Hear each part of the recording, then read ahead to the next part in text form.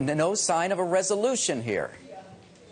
Not quite yet. Things are quite still tense out in the area off of Vietnam's central coast there. We have Vietnamese government reports that there are still about 120 Chinese fishing vessels of all kinds out in that area of the exploration rig. Vietnam also reported yesterday that 5 fighter jets have been deployed to the area. That's up from just 1 in previous days. So there is a lot of concern here in Vietnam about perhaps escalating tensions out there.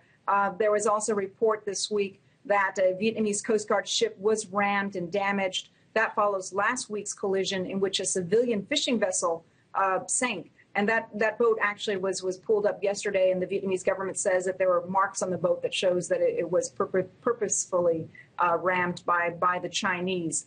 We are also hearing that water cannon fights are still fairly common out at sea, as well as bumper boat action, unfortunately. So it looks like the analysts are saying that the situation is likely to continue out there at sea until the Chinese pull out that oil rig, which isn't likely going to happen until August. And Juan, there have been reports that 60,000 local workers are out of a job. Does that square with what you're seeing on the ground?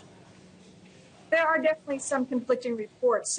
There was a local media report in which that 60,000 number was reported. And specifically, they were saying that 60,000 workers had applied for unemployment benefits, most of them for a one-time benefit for the initial displacement. We did get a chance to speak to several officials in Ben Duong. That's where the 60,000 number came from, and that was the location of the very first riots. So in Ben Duong, the officials now say that less than 10,000 workers remain unemployed in the aftermath of the riots. That's considerably less than 60,000, but still, that's a good chunk of workers that are out of work. And the government says that they are still trying to help those workers. In Hà Tĩnh province, the second location where major riots occurred, officials there told us that actually unemployment is not an issue because the area suffers from a worker shortage. So most of the Vietnamese workers have been able to return to their factories or found new employment in the industrial parks. The Vietnamese government overall says that the industrial parks that were hit 3 weeks ago from these riots have now returned to normal operations, and that most businesses are operating normally again. What's interesting is that the Ben Duong province where most of this rioting has happened, today, just last night, they put out a statement in which they said that that province actually hasn't really suffered from foreign investors fleeing at all.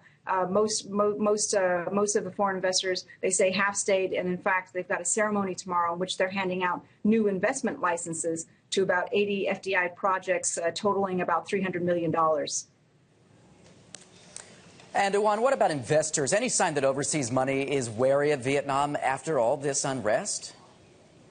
Yeah, as I mentioned, the overall picture, we have spoken to lots of business groups, and they say that for the most part, many investors, foreign investors, feel that the government has restored security, and they don't feel that there's a real risk right now that violent outbreaks are going to occur again.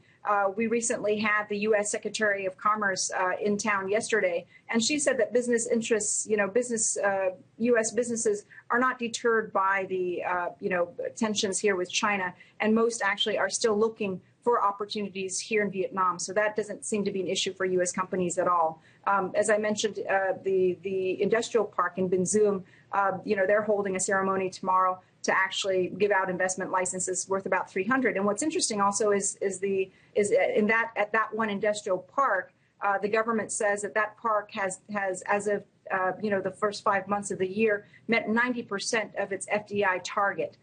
And raised and has attracted about $900 million in foreign investment. So they seem to be on target right there. There obviously is still concern. Some investors are taking a wait and see approach, but from the numbers, it looks like most investors aren't fleeing Vietnam, certainly, and many are still looking at Vietnam.